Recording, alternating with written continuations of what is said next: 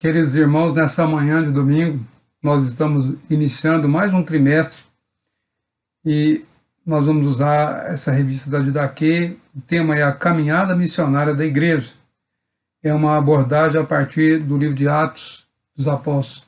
Então, nessa manhã, eu queria convidá-lo a abrir a palavra do Senhor em Atos, capítulo 2, verso 1 a 4. A palavra do Senhor nos diz assim, Atos, capítulo 2, verso 1 a 4. Ao cumprir-se o dia de Pentecostes, estavam todos reunidos no mesmo lugar.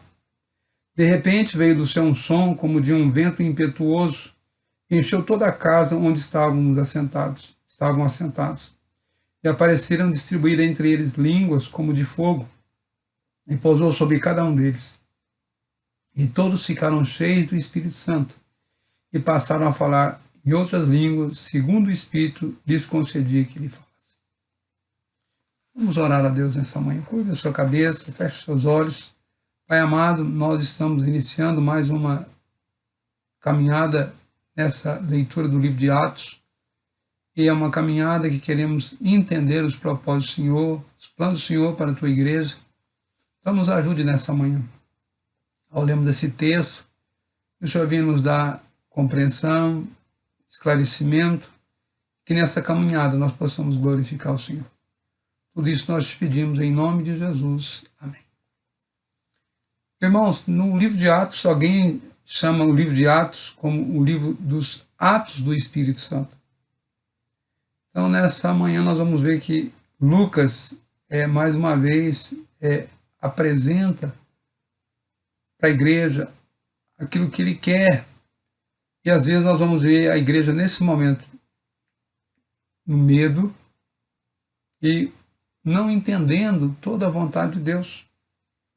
E nós vamos ver que a história, por uma força que transcende o entendimento e os limites humanos, a igreja existe e age porque é uma ação do Espírito Santo na vida dela. Nessa caminhada missionária, a igreja deve se conduzir no poder do Espírito Santo. E os 2 primeiros capítulos de Atos nos fazem ver que o Espírito é determinante na caminhada da igreja. É ele quem inspira, capacita e transforma. Então, nessa manhã, nós vamos olhar que somente no poder do Espírito a igreja pode fazer diferença, agindo como instrumento de Deus para a transformação da sociedade. Então, eu queria que hoje de manhã você olhando para a ação do poder do Espírito de Deus na vida da igreja. Foi assim que a igreja agiu nos dias de Atos, quando os apóstolos estavam ali. Lucas narra esses momentos, e ele fala que a primeira coisa que o autor enfatiza é que o Espírito Santo inspira a história. Observe que no primeiro capítulo de Atos, deixa bem claro que a ação de Deus na história, inspirando mediante o Espírito Santo e os atos da comunidade primitiva. Ele age através das pessoas e por meio dessas pessoas, ele vai evidenciando a história da igreja que é vivenciada por aqueles irmãos. Então, hoje à noite, hoje nessa manhã, eu queria que você lembrasse que é uma ação da igreja. O livro de Atos, ele narra aquilo que a igreja estava fazendo. E nós precisamos crer na inspiração do Espírito Santo de Deus sobre a vida das pessoas e crer que ele pode fazer e ensinar como Jesus. E o ensino é o que é importante, é ensino e prática. Nós somos convidados a praticar boas obras, amar o próximo e a ter atos de misericórdia. A verdadeira inspiração se concretiza no trabalho social e na vida dos que são necessitados. E o Espírito Santo capacita a igreja para agir no mundo, levando-os contra o pecado e contra toda forma de injustiça. Paulo afirma aos irmãos de Roma em Romanos 14, 17, porque o reino de Deus não é comida nem bebida, mas justiça, paz, alegria no Espírito. Então nós vamos ver o Espírito de Deus levando a igreja, agindo na história daqueles dias, vivenciando, tratando com as pessoas, liderando as pessoas, conduzindo a vida daquelas pessoas, modificando a sociedade onde eles estavam vivendo. Nós vamos ver que o Espírito também invade a história, ele não só inspira, mas ele invade. Ele invade e ele quer que que nós vivamos da maneira que Ele deseja que nós vivamos. E o texto nos diz que ali, nesse dia, Atos 2, versos 2 e 3, diz assim: e apareceram distribuir entre eles línguas como de fogo, e pousou sobre cada um deles. E todos ficaram cheios do Espírito Santo, e passaram a falar em outras línguas, segundo o Espírito lhe concedia. E é muito interessante quando nós vamos ver ele agindo na vida da igreja, para que a igreja testificasse de Deus. O Espírito invade a história para demonstrar que Deus age de maneira diversa. A diversidade é uma das marcas mais bonitas da ação do poder do Espírito Santo. E Deus gosta da diversidade. Mas é interessante quando nós olhamos para o capítulo 2, nós vamos ver que enquanto aqueles irmãos estavam sendo cheios do Espírito Santo, a comunidade ali estava cheia de pessoas que ainda não tinham ouvido falar do Evangelho, da graça de Deus. E no verso 6 diz assim: quando, pois, se fez ouvir aquela voz, afluiu multidão que possuídas de perplexidade, porquanto cada um ouvia falar na sua própria língua ou na sua língua materna. Estavam, pois, atônitos e se admiravam, dizendo: vede, não são porventura galileus? Como esses estão falando aí? E como nós ouvimos falar, cada um na nossa própria língua materna? Então nós vamos ver a ação do Espírito, ela invade ali a história, agindo por meio da palavra, e aqueles homens então são cheios do Espírito, eles transmitem a palavra àquelas pessoas que estavam ali em Jerusalém.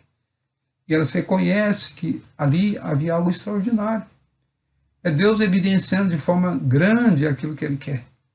E os estrangeiros que estavam em Jerusalém, agora eles ouvem os apóstolos falarem em sua própria língua, revelando assim a maneira diferente como Deus age, derramando sua graça a cada povo ali representado.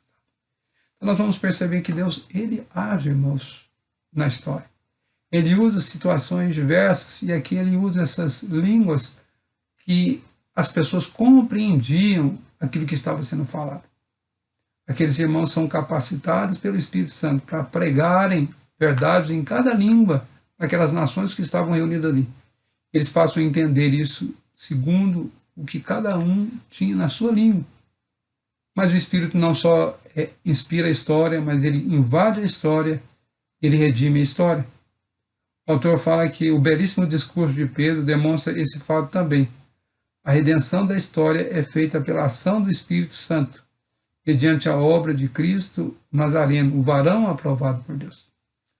Nós vamos perceber que o discurso de Pedro, ele fala: vossos jovens terão visões e os vossos velhos sonharão.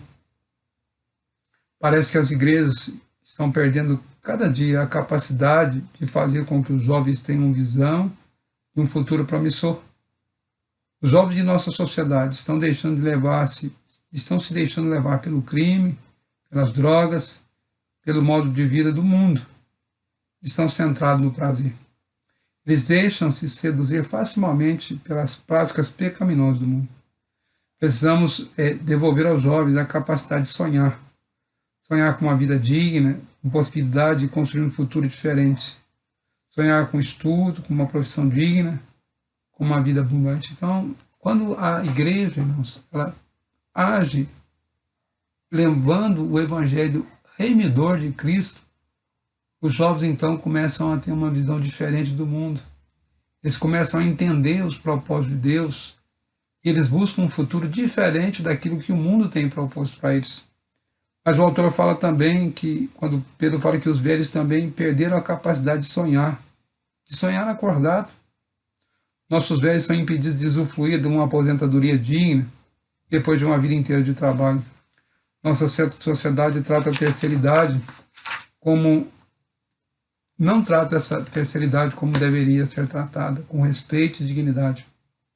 Quando as igrejas perceberem essa realidade e trabalharem para reverter essa triste realidade, estaremos então redimindo a história, movidos pela ação do Espírito Santo. Então, nessa hora eu queria que você lembrasse que às vezes os nossos velhos hoje estão desanimados. Eles não entendem, eles acreditam que já concluíram, já cumpriram o seu propósito. Mas eles estão hoje desprovidos de gozar dessa comunhão, desse tempo agora de graça, sabendo depois de tantos anos de trabalho que eles poderiam viver agora, gozando disso, experimentando com alegria a velhice. A igreja não tem proporcionado isso a eles também. Mas o Espírito Santo agiu naqueles dias, proporcionando, não só aos jovens, mas aos velhos também, de sonhar, de ter uma expectativa de vida promissora. Então, nessa manhã, eu queria que você lembrasse quais são os questionamentos que nós enfrentamos hoje.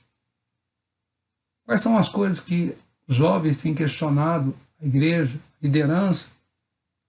Será que a nossa igreja tem agido de maneira que tenha mudado coisas do nosso bairro? Nós temos produzido uma transformação no lugar que nós estamos plantados? Será que existe possibilidade de a gente ter alguns ministérios que possam desenvolver a capacidade dos jovens para ver a vida de outra maneira? Será que nós podemos ajudar os nossos velhos na sua terceira idade, viver de forma digna, sonhar e viver com uma dignidade maior? Creio, irmãos, que como igreja nós podemos agir através do Espírito de Deus, promovendo o bem-estar da nossa sociedade, agindo e guiado pela ação de Deus. Então, hoje de manhã eu queria perguntar, será que nós temos percebido o Espírito de Deus inserindo na história, inspirando a história? Será que nós temos percebido a ação de Deus invadindo a história e modificando as situações? Será que nós temos percebido que Deus não só age, mas Ele redime a história? Ele faz com que as pessoas que estão ali, mudando a vida delas, trazendo para elas uma oportunidade diferente daquelas que estão vivendo, e proporcionando então, por meio da igreja, fazendo deles discípulos de Cristo, vivendo e atentando para as ordens do Senhor Jesus. Ele diz, ide, portanto, e fazei discípulos de todas as nações, batizando-os em nome do Pai, do Filho e do Espírito Santo, ensinando-os a guardar todas as coisas que vos tenho ordenado.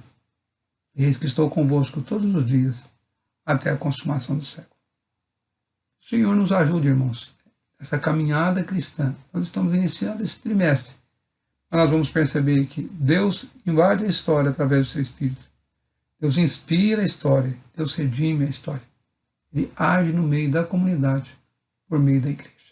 Que o Senhor nos ajude, que nessa manhã nós possamos entender e nesses questionamentos que são levantados pelos jovens, nós tenhamos uma resposta dada por Deus, guiadas pelo Espírito, para que eles possam então viver de maneira diferente desse mundo. E os nossos velhos terem oportunidade de gozarem uma velhice como um sonho, vivenciando todas as suas expectativas e experimentando uma nova oportunidade na velhice de servir ao Senhor em novidade de vida. Que o Senhor nos ajude. É o que nós queremos pedir nessa manhã. Vamos orar. Senhor amado, nessa manhã, quando estamos terminando essa lição, pedimos que a graça do Senhor alcance cada coração. Nesse primeiro momento, nós possamos entender a ação do Senhor ali na vida da igreja primitiva. E que nós possamos também estar abertos na diversidade de ação do Teu Espírito. Nós possamos ser usados, como aqueles homens foram, para modificar a sociedade naqueles dias onde eles estavam vivendo. Ajuda-nos, ó Deus, que a nossa igreja possa ter uma ação diferenciada nesse período de pandemia. Que as pessoas possam perceber que nós fomos redimidos, que nós fomos salvos pela Tua graça, mas nós também agimos no meio de uma sociedade e modificando a questão social, criando oportunidades para um futuro promissor, tanto para a juventude, quanto para aqueles que estão já vivendo na sua terceira idade. Tudo isso nós te pedimos em nome do Senhor Jesus. Amém.